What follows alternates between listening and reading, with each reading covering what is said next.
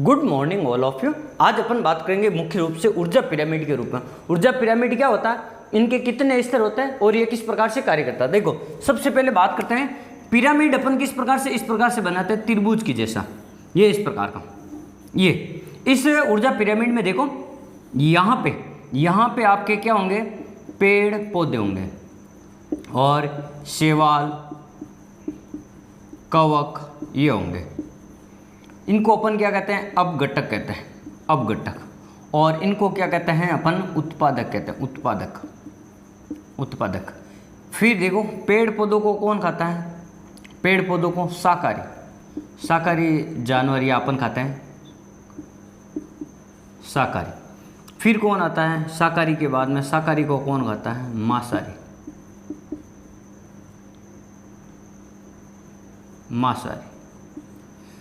पशु। फिर अपन ये इसको बात करते हैं, ये आ जाएंगे सर्वहारी।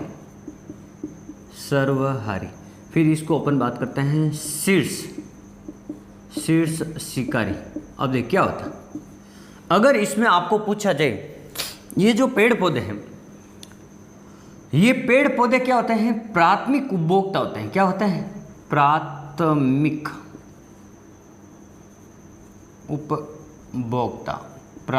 उपभोक्ता होते हैं, ठीक है। और प्राथमिक उपभोक्ता कौन होता है, ये देखो ये तो होते हैं आपके पेड़ पौधे, तो क्या होता है स्वपोषी, जो अपना भोजन स्वयं बनाते हैं।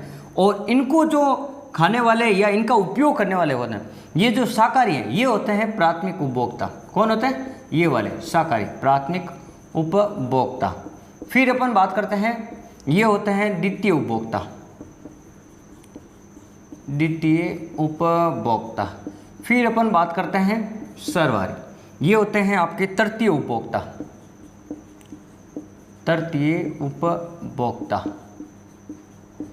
क्योंकि ये देखो पेड़ पौधे तो क्या है, अपना भोजन स्वयं बनाते हैं, इसलिए इसे क्या कहते हैं, स्वपोषी भी कहते हैं। स्वपोषी पेड़ पौधे तो अपना भोजन स्वयं बनाते हैं, इसलिए इनको क्या कहते हैं, स्वपोषी। और ये क्या करते हैं, ये आपका सूर्य से क्या करते हैं, ये एनर्जी ग्रहण करते हैं, प्रकाश संश्लेषण क्रिया द्वारा क्या करते हैं, अपना भोजन बनाते हैं। तो ये तो हो जाएंगे स्वपोषी, ठीक है। और इन्हीं को अपन क्या कहते हैं, उत्पादक कहते हैं, ये आपको ध्यान रखना। फिर पेड़ पौधों को खाने वाला, जो खाने वाला होता है, उसी को अपन क्या कहते हैं, उपभोक्ता कहते हैं। तो प्राथमिक उपभोक्ता ये वाले। अब शाकाहारी में कौन आएगा, देखो मनुष्य भी आता है शाकाहारी में, या अपन जीव जंतुओं की बात कर लेते हैं। जैसे शाकाहारी में एक तो आता है आपका बकरी, एक आता है हिरण, गाय, ये वाले, ये आपके शाकाहारी में मान लिया जाए, ठीक है। ये जो पशु 2-3 उदाहरण मैंने आपको दिए। मांसाहारी में कौन आता है, जैसे आपके बकरी को कौन खाता है, कुत्ता खाता है,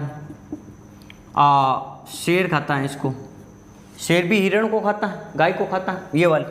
फिर सर्वहारी में कौन आ जाएंगे, जो शेर को भी खा जाता है, या सर्वहारी में कौन आएंगे, ये दोनों चीज़ें हैं, ये यहाँ आएगी, क्योंकि ये सर्वहारी, ये भोजन को भी खाते हैं और इनको भी खाते हैं। तो जो पेड़ पौधों को भी खाते हैं और जो मांस को भी खाते हैं, वो सर्वहारी। और शीर्ष शिकारी में कौन जाएंगे, बाज, चील, सांप, ये आपके किस में आ जाएंगे, बाज है, चील है, सांप है, जो इन सब को खाते हैं, तो ये शीर्ष। अब आपको ये पूछा जाए कि इनके प्रमुख स्तर कितने होते हैं, प्रमुख स्तर पूछे जाए तो आपके 5 होते हैं, और उपभोक्ता पूछे जाए तो 3 होते हैं, प्राथमिक उपभोक्ता, द्वितीय उपभोक्ता और तृतीय उपभोक्ता। तो प्रमुख 5 स्तर कौन से होते हैं, देखो एक तो ये हो गया पहला स्तर, देखो यहाँ पे मैंने 5 बनाए, ये पहला स्तर हो गया, और ये दूसरा स्तर हो गया आपका, ये तीसरा मांसाहारी स्तर हो गया, चौथा सर्वहारी हो गया, और 5वां हो गया शीर्ष शिकारी। तो ये 5 स्तर होते हैं, और इनमें ऊर्जा का प्रवाह हमेशा नीचे से ऊपर की ओर होता है। इनका आधार चौड़ा होता है इस त्रिभुज का, तो यहाँ पे संख्या ज़्यादा होगी, पेड़ पौधों की संख्या ज़्यादा होगी। धीरे धीरे जाएंगे तो जीव जंतु है, पेड़ पौधे है, वो धीरे धीरे कम होता जाएगा। तो ऊर्जा का स्तर है वो आपको ध्यान रखना सीधा होता है हमेशा। ऊर्जा पिरामिड में जो ऊर्जा का स्तर है, ये ऊर्जा का स्तर क्या होगा, ऊर्जा का पिरामिड ऊर्जा का पिरामिड सदैव सीधा बनता है, ऐसे त्रिभुज ऐसे ही बनेगा, सदैव सीधा बनता है। पहली लाइन तो ये ध्यान रखनी, ऊर्जा का पिरामिड सदैव सीधा बनता है। फिर एक चीज अपन बात करते हैं, जो ये ऊर्जा नाम आया है, तो ऊर्जा का जो 10% का नियम है, ऊर्जा का 10% का नियम ये किसने दिया था? तो देखो 1942 में एक ब्रिटिश भूगोलवेता थे या पर्यावरणविद थे, ब्रिटिश भूगोलवेता रेमंड लिंडमैन। इन्होंने क्या कहा? इन्होंने कहा कि ऊर्जा एक स्तर से दूसरे स्तर में केवल और केवल कितने प्रतिशत जाती है? 10% ऊर्जा ही एक स्तर से दूसरे स्तर में जाती है। अब कैसे जाती है? उदाहरण के तौर पे अपन आपको बता दिया जाए, मान लो यहाँ से अपन बता दें, तो देखो जो ये 5 स्तर है, ये जैसे मैं यहाँ लिख देता हूँ 1 2 3 4, ये 5 स्तर।